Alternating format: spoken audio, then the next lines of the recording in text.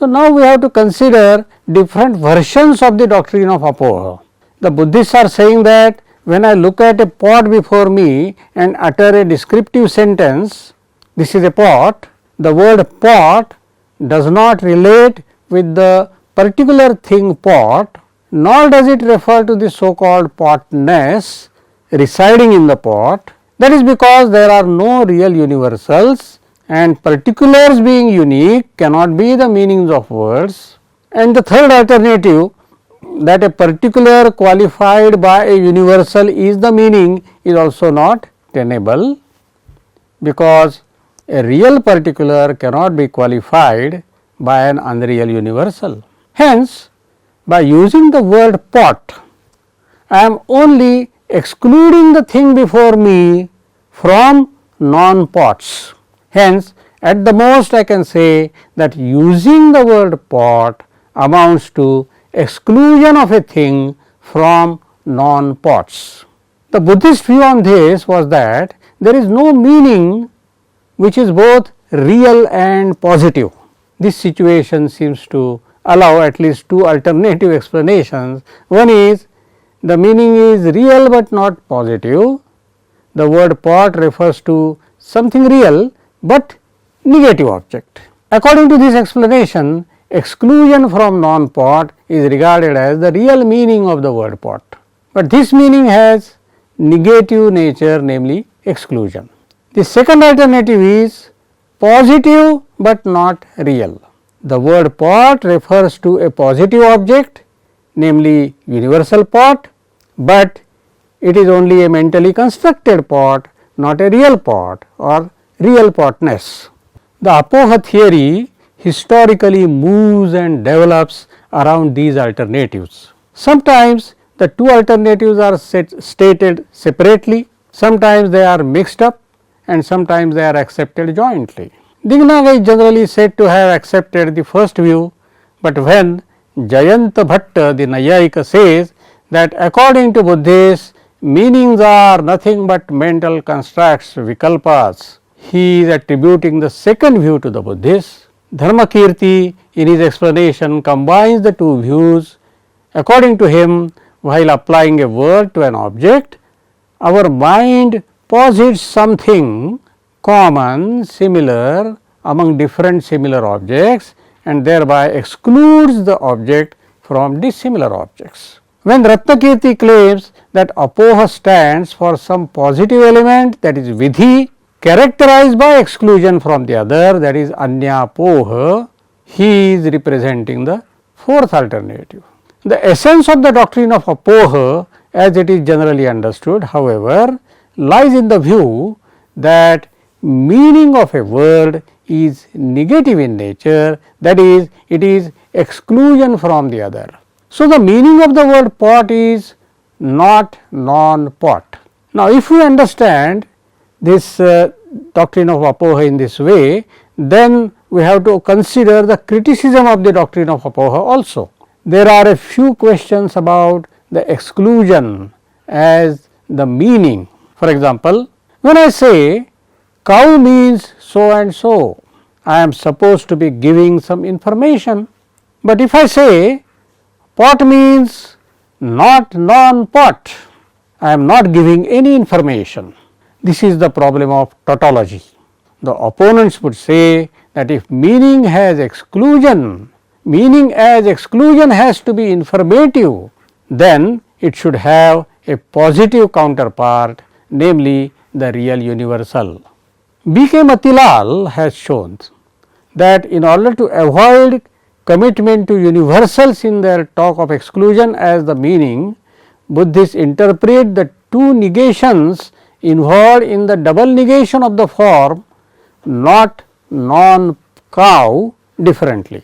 The first negation is represented by which is represented by the not is external negation, that is what is called prasajya pratishedha, whereas the second negation represented by non is internal negation, that is paryudas type of negation.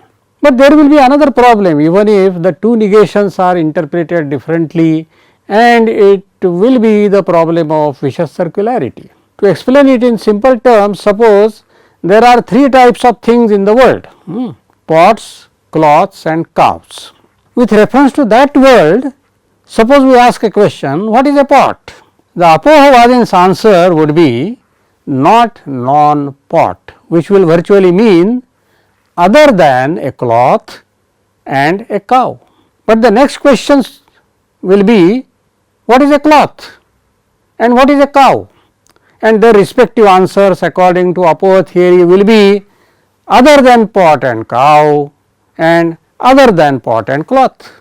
The answers will be unsatisfactory because they will move in a circle endlessly. By and large, it may be urged that if the meaning of a word is identified with the exclusion of others, then difficulties like tautology and circularity are insuperable. So, let us consider a more constructive account of the meaning which is based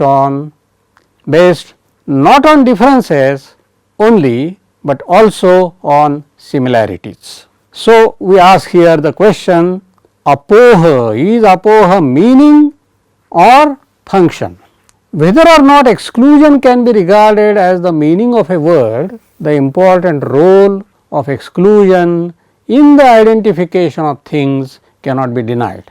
It is much more important for the Buddhists because according to them the world consists of unique particulars. The unique particular is unique in that it is excluded from everything else, both similar and dissimilar things. That is, it is called sajatiya, vijatiya, vyavritta.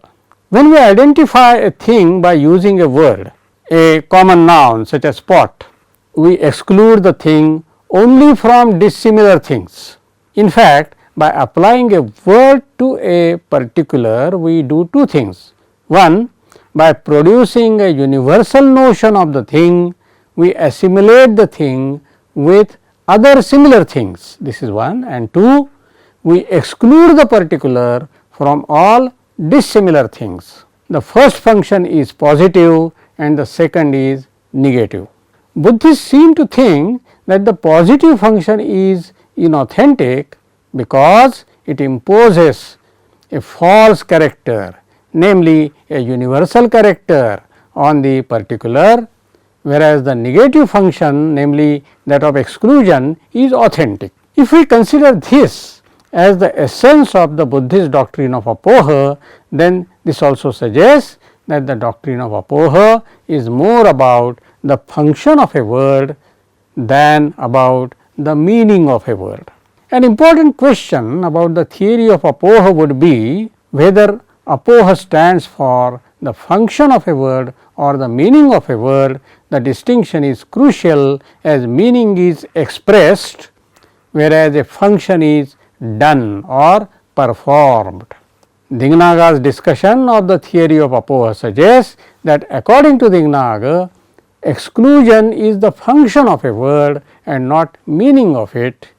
Dignaga's Apoha theory seems to imply that the word cow refers to its object, namely the cow, by excluding it from all non-cows. It does not seem to imply that not non-cow is itself the meaning of the word cow. It is possible that opponents of Dignaga and consequently even some modern scholars interpreted the Apoha theory to mean that exclusion, that is not non-cow, a kind of negation, is the very meaning of the word cow, which was not intended originally by Dignaga. The issue needs to be pursued by the Buddhist scholars. Apoha theory is about function or meaning of a word. Now, let us turn to the question of sentence meaning. So, what is the nature of sentence meaning? The two contexts, namely those of word meaning and sentence meaning, are inseparable from each other. Dharmakirti's theory of word meaning necessarily assumes the form of the theory of sentence meaning, because words are supposed to mean something only insofar as they are used for forming a sentence by a speaker. In fact, it is not words that mean, but it is the speaker who means by using words. That is why vivaksha, intention of the speaker, which is regarded as the Bauddha artha, epistemic meaning, assumes a central role in Dharmakirti's approach to sentence meaning. According to this, to understand meaning of a sentence is to understand what the speaker of the sentence intends to say by uttering the sentence. This intention of the speaker is supposed to be known through inference, because the speech act is the effect of the speaker's intention, and hence it would be an inference of cause from effect, that is karyanumana.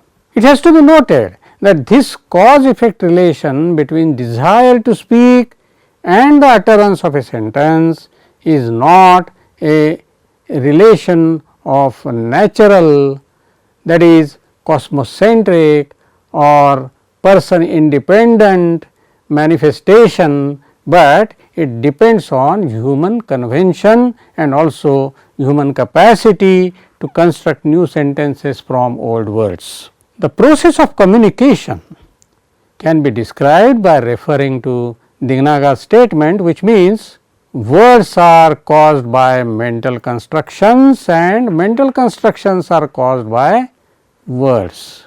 Vikalpa hetava shabdaha vikalpa shabda hetavaha. Though the statement appears as a general description of the bilateral causal relation between words and mental constructions, it can be construed as a description of the communication situation. The first part of the statement refers to speaker's act of uttering a sentence, and the second part of the sentence refers to the listener's act of understanding the meaning of it.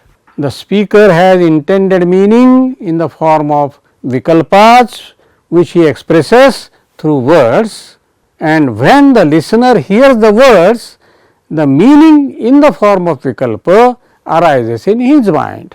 So, in this way communication takes place according to Dignaga and Dharmakirti. Thank you.